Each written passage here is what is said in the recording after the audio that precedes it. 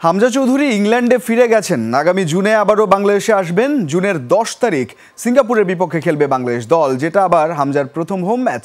অনেক দর্শক যেন একসাথে হামজা শো দেখতে পারেন, এজন্য সিঙ্গাপুরের বিপক্ষে ম্যাচটা জাতীয় স্টেডিয়ামে আয়োজন করতে পারে বাফুফে। ঈদের পরেই জাতীয় ক্রীড়া পরিষদ মাঠটা বুঝেও নিতে চায়। 65% পর্যন্ত বিদ্যুৎ সাশ্রয়ী হাইসেন্স এসি। হাইসেন্স একাও নাকি অনেক কিছু বদলে ফেলা যায়। হামজা চৌধুরী যেন সেটাই করলেন। এক হামজা আশায় বাংলাদেশ তো বটেই, পুরো সাউথ এশিয়ার ফুটবল ফ্যানদের নজর এখন বাংলাদেশের দিকে। ভারত ম্যাচ নিয়ে উন্মাদনা তারই প্রমাণ।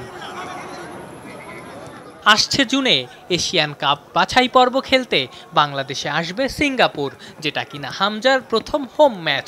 নিশ্চিতভাবেই সে ম্যাচ নিয়ে দর্শকদের আগ্রহ থাকবে, গ্যালারি কানায় কানায় পূর্ণ হবে।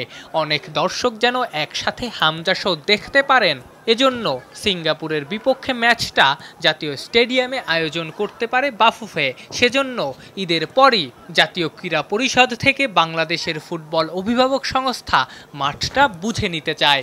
আমাদের জাতীয় স্টেডিয়ামটি ফুটবলের স্টেডিয়াম, তো আমাদের যেভাবে এটা তৈরি করতে হবে, কারণ এখানে ধারণ ক্ষমতা বেশি এবং হামজার মতো প্লেয়ারদের জন্য কিংবা ফুটবলের জন্য, ফুটবলের ভালোর জন্যই এখানে ফুটবল ছাড়া আসলে বসুন্ধরা না ছোটো মাঠ, আমরা বুঝি এটা, যার ফলে আমরা যত দ্রুত পারি আমরা এই মাঠ আমরা কাজ শেষ করবো ইনশাল্লাহ। বুঝে নিতে চাইলে তো আর হবে না, মাঠ তো প্রস্তুত থাকতে হবে। ঠিক কতখানি প্রস্তুত জাতীয় স্টেডিয়াম জানা গেছে, মাঠের কাজ শেষ বললেই চলে। নিয়মিত ঘাসের পরিচর্যা করতে হবে, পাশাপাশি গ্যালারির কিছু কাজ বাকি আছে। সেসব শেষ হলেই আবারও আন্তর্জাতিক ম্যাচ আয়োজনের জন্য প্রস্তুত হবে এই স্টেডিয়াম। বাফুফের সাথে আমরা পরামর্শ করে কাজ করছি, আমরা একেবারে শেষ পর্যায়ে আছি।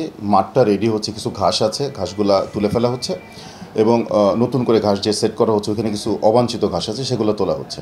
আর একটা বিষয় হচ্ছে বাফুফের পরামর্শে আমরা কাজ করছি। শেষ মুহূর্তে একটা ব্যাপার, ঈদের পরে তারা মাঠটা বুঝে নিতে চেয়েছে। এশিয়ান কাপ বাছাই পর্বের দ্বিতীয় ম্যাচে আগামী 10 জুন সিঙ্গাপুরের বিপক্ষে খেলবে বাংলাদেশ।